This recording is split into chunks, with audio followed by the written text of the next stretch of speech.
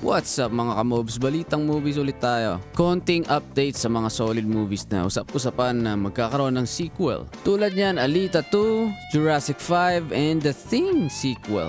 Isasama ko sana yung Aladdin 2 guys, pero na-confirm ko na debunk na yung rumors na yun, so hindi siya totoo guys. Kung nakita nyo rin yung mga post na yun guys, malabo pa sa malabo. Abang-abang na lang tayo sa future updates, pero sa ngayon wala talagang plano na magkakaroon ng Aladdin 2. Okay, dito tayo sa Alita sequel. So, confirm na yung sequel by James Cameron. Si James Cameron guys, yung producer and co-writer ng first movie. Ito nga sa balita, binenta ni James Cameron yung mansion niya sa California. Ito guys, 33 million niya binibenta. Pang-funding siguro nila yan dito sa sequel. Tapos syempre, kikita na naman ng milyon to pagkalabas ng Avatar sa December. So, 2 sequels pala yung binabalak ni James Cameron para sa Alita. So ayan, wala pang details and dates kung kailan mag-start ng production. Pero ito nakalagay, development will presumably take place between his work on the 3 remaining Avatar sequels. So yung Avatar pala guys, may 3 pang sequels. Bali magkakaroon pala tayo ng 6 na Avatar movies nito ngayon. Pero sa tingin ko kasama yung Avatar Fire and Ash na ilalabas ngayong December. Just sa 3 na yan. So bali baka 2 movies na lang. So 5 Avatar in total. Magandang balita to mga tol, kasi solid na movie to eh. So from 2019, 2025 na ngayon guys, 6 years ang pagitan. Ngayon lang tayo magkaka-sequel na balita. Pero siguro ang release nito baka 2027 pa or 28. Maganda talaga abangan to guys kasi maghihiganti si Alita kay Nova, di ba? Kasi ang pinaka-challenge niya dito, yung pag-akit sa Zalem kung saan nakatira si Nova. Puro patibog ba naman yung daan pataas, di ba? Doon nga nadali yung boyfriend niya si Hugo. Anyway guys, abang-abang ulit tayo sa further announcement about the sequel. Babalita ako na lang ulit dito kung may confirmation na. Ayo! Dito naman tayo sa Jurassic World Rebirth sequel guys.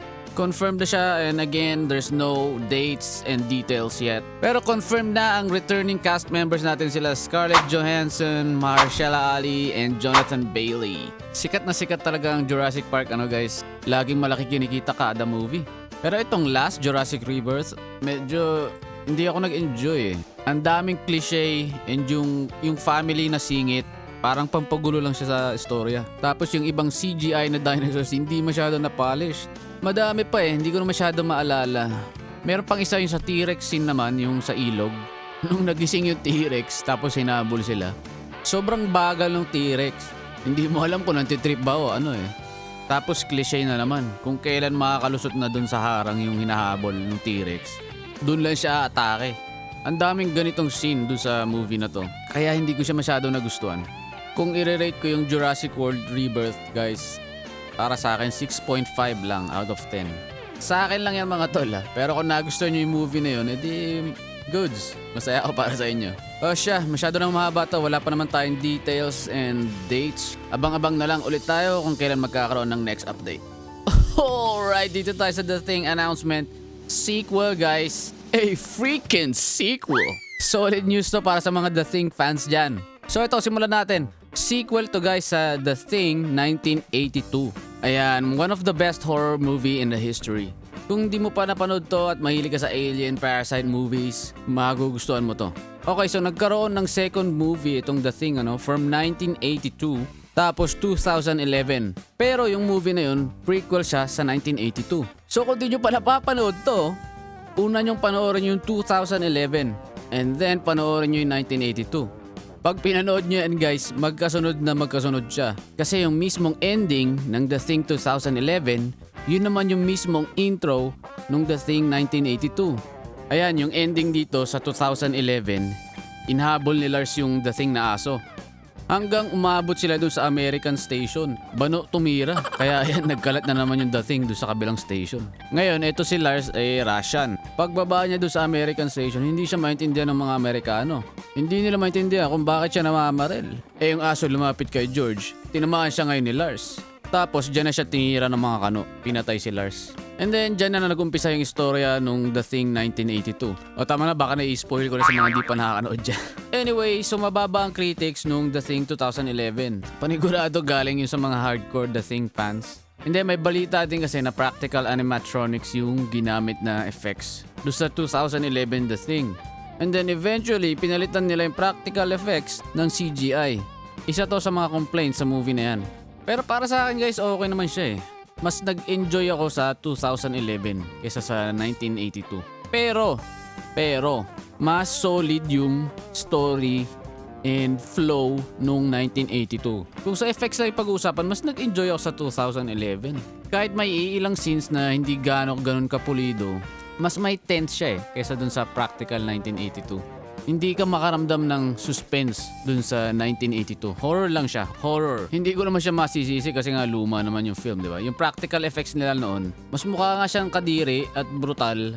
Pero kasi hindi nila mapagalaw na mabilis yung mga creatures. Hindi ka nga naman makakaramdam ng suspense kung nakatayo lang dyan yung alien. O kung naglalakad man o gumagapang, sobrang bagal. So para sa akin, talagang horror lang yung 1982. Wala siyang suspense. Nasanay na lang din siguro tayo sa CGI. Kaya pag nanood tayo ng mga old movies na practical effects, parang walang dating sa atin, medyo boring. Pero guys, ito kung hindi nyo pa napapanood yung 1982 na The Thing, kasi tulad nga ng sinabi ko kanina, yung storya niya at yung flow ng movie, super solid guys. Kahit sanay na tayo sa CGI at medyo boring na to panoorin, maganda pa rin. Kung mahilig kayo sa horror at di nyo pa napanood tong dalawang movie na to, recommend ko sa inyo guys, panoorin nyo. Marami naman sources dyan sa Pinas, libre pirata lang naman dyan. Anyway guys, babalitaan ko na ulit kayo pag nagkaroon ulit tayo ng bagong updates sa The Thing sequel. Ay, ito na guys, Avengers Doomsday trailer release date. Next month, December 19th. Kasabay siya sa release ng Avatar Fire and Ash. Ayan, para sa mga Marvel fans dyan tulad ko, exciting news ito. Meron pa ba tayo mga Marvel fans? Parang nawala na, naubos na. Naubos na yung mga fans after ng Endgame. Pero ako guys, enjoy lang ako kahit hindi ganun kaganda yung mga films na lumabas after Endgame. Ang pinaka-solid lang na movie yung Spider-Man. Yan, Spider-Man No Way Home. Tapos I think Shang-Chi. Maganda rin yung Shang-Chi. Shang-Chi ba o Shang-Chi?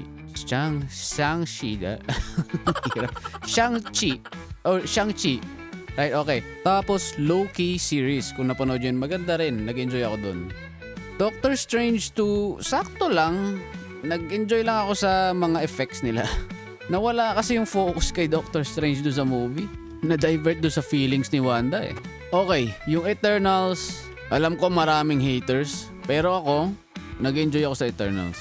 Hindi ko na siya papahabain, I most enjoyed the action scenes in that movie. Ang big flop lang talaga ng Marvel ngayon yung mga series nila na nilabas. Ang solid lang sa series ay yung Loki.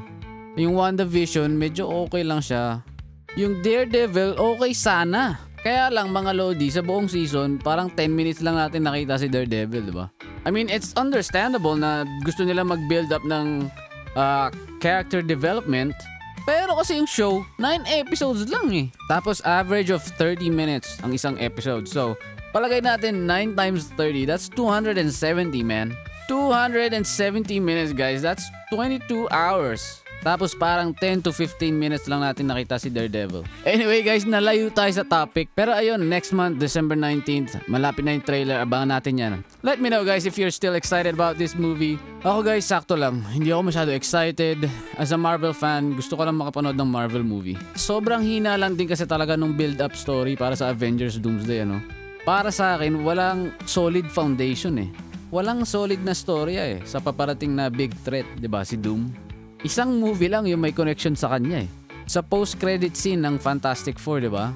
Pero kahit yun, doon lang siya pinakita. 3 seconds lang. 3 to 5 seconds. Kinidnap si Franklin Richards, yung anak ni Susan at Reed. Tapos doon na sila nag-multiverse. Nag-travel sila sa Earth 616. Hihingi ng tulong sa current Avengers natin ngayon na puro super soldiers lang, Si Sentry lang yung malakas. Ayun! Yun lang yung build-up story natin para sa Avengers Doomsday. Kaya yun guys, hindi ako masyado excited. Pero dahil Marvel movie yan, papanoorin ko pa rin. Ito lang mga balitang movies natin ngayon guys. Maraming salamat sa pagtambay. You can call me Kamovs or Kuya Imbe. Ingats!